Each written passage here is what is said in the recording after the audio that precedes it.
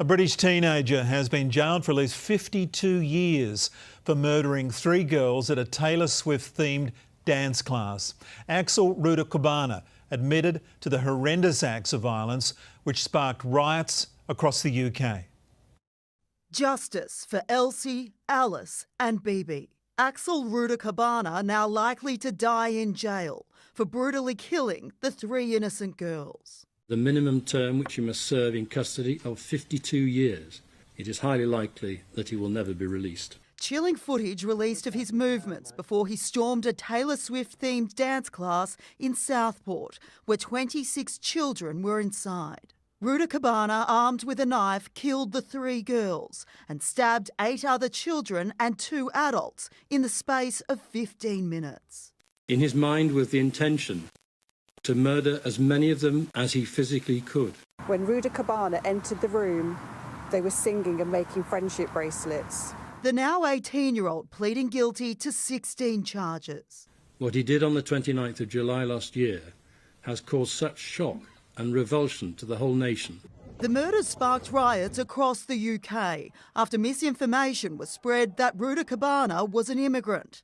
UK's Prime Minister Sir Keir Starmer saying, "After one of the most harrowing moments in our country's history, we owe it to these innocent young girls and all those affected to deliver the change that they deserve."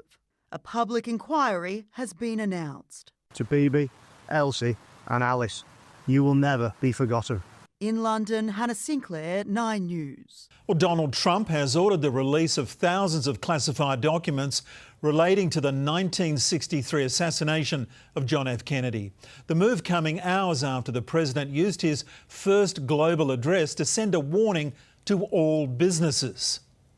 My message to every business in the world is very simple. Donald Trump with a global warning. If you don't make your product in America, which is your prerogative, then very simply you will have to pay a tariff. A fresh threat of tariffs from President 47, the businessman turned commander-in-chief, beaming into Davos to tell the World Economic Forum it's time to get down to business with the states. Come make your product in America and we will give you among the lowest taxes of any nation on earth. The president touted his return to power. What the world has witnessed in the past 72 hours is nothing less than a revolution of common sense. But is yet to make good on his declaration he'd be the one to end the war in Ukraine. I really would like to be able to meet with President Putin soon and get that war ended. Back in the Oval Office, it was pen to paper once again. We have an executive order ordering the declassification of files. Files and records related to the assassinations of President John F. Kennedy, Senator Robert F. Kennedy and Reverend Martin Luther King, to be released at a future date. That's a big one, huh? A lot of people are waiting for this for years. For decades. So far, Donald Trump's second term has been all about action and he's showing no signs of slowing down. But today came the first roadblock, a judge labelling one of the US president's newly inked orders as blatantly unconstitutional. That case playing out in Washington state.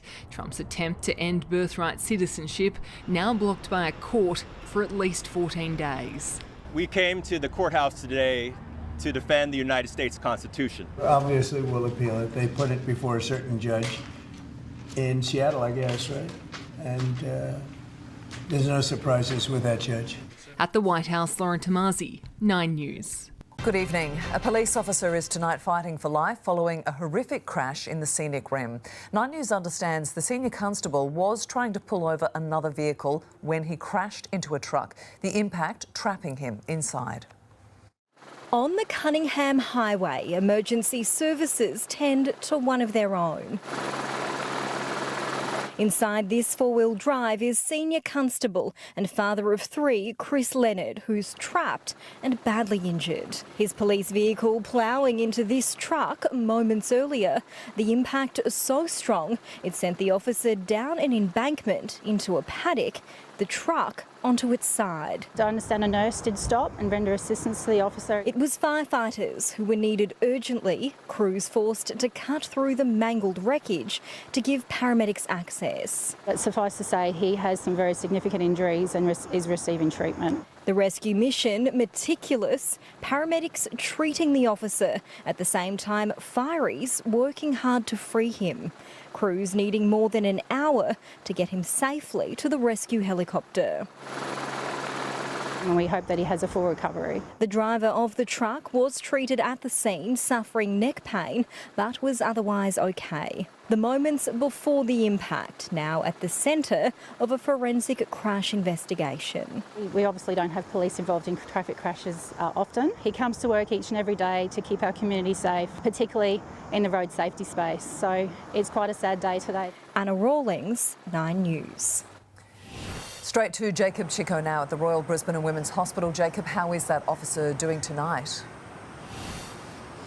Melissa, Senior Constable Chris Leonard was taken here to the Royal Brisbane and Women's Hospital in a critical condition with life-threatening head, arm, leg and abdominal injuries, and that's where he remains this evening. 9 News understands when Chris was trying to pull that other vehicle over, he was travelling in the same direction as the truck, and then early indications suggest that truck then turned before this awful crash unfolded. Chris is a dedicated member of the Highway Patrol team, extremely popular among his colleagues and absolutely loved by his family. Melissa, his wife, is by his side this evening, everyone hoping he can pull through. We wish him the best, Jacob. Thank you. Good evening. 2 days out from Australia Day and simmering tensions have come to a head.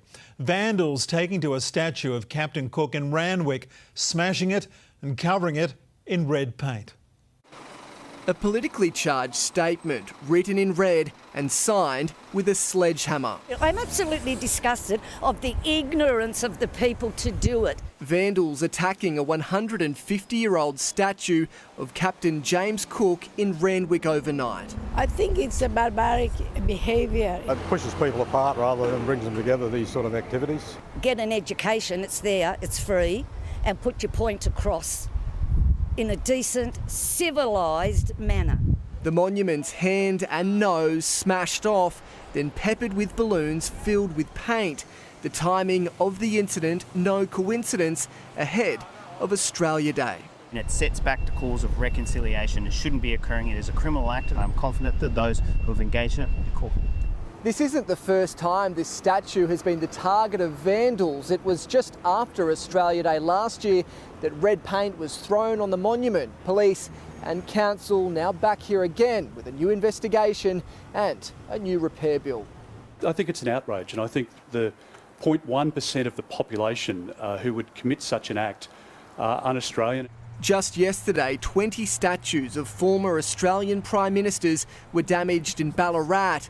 The bronze heads of Kevin Rudd and Paul Keating sawn off and stolen. We thought there was a murder in the gardens. You know, that's how severe we thought it was. Back in Sydney's east, heritage specialist won't be able to begin restoration works until next week, which means the stains of division will remain on display for our National Day. In Randwick, James Wilson, 9 News. Youth gang violence has erupted on the streets of Collingwood, where 2 teenagers were shot and are tonight in hospital. Investigators say up to 50 people were involved in the brawl as they ramp up their hunt for the gunman. Crime reporter Gillian Lantouris. Marched out of a Collingwood Commission flat, accused of carrying knives. Why have you been arrested today?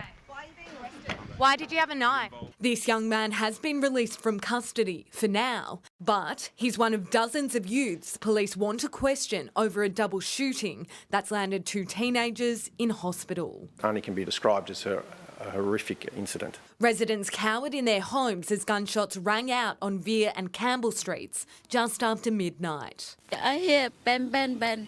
Terrified, yeah. A 17-year-old boy collapsing in Uncle Des's chair. He said, I'm shot. And he come in the house, he ran in. He would have left a bit of blood on there. He said, I'm shot. It's very lucky, really, that he's alive. A 15-year-old boy was also ambushed and took himself to hospital. When we have children being shot and potentially shot by other children, Victoria Police, as I say, will leave no stone unturned. Police are searching for up to 50 people involved in the fight, some armed with machetes. They're looking into links between rival gangs and whether this was an act of retribution. We are treating this as a targeted attack. An hour before the shooting, a brawl broke out here at the Commission Flats on Hoddle Street. Police were called and the crowd dispersed. Investigators are hoping anyone who travelled along Hoddle Street between 10:30 last night and the early hours of this morning can check their dash cams and assist with the case. Local residents now fearful and fed up with the surging crime on this Collingwood corner. I feel